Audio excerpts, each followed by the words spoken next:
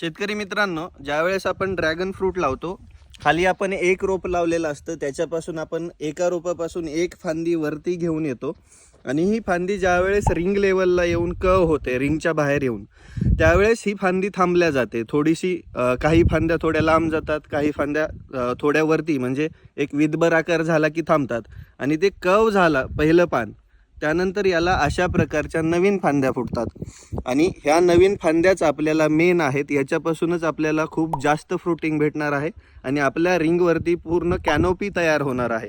त्याच्यामुळे ज्यावेळेस आपलं एक मेन रोप खालून वरती येतं आणि ते कर्व होतं पहिलं पान, ते कर्व झाल्यानंतर त्याला अशा प्रकारच्या फांद्या फुटतात आणि या फांद्या ग्रो होतात आणि त्याच्यापासून आपल्याला खूप चांगले आणि जास्त फ्रूट भेटतात.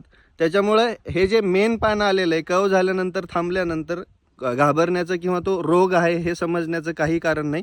उलट त्याला तुम्ही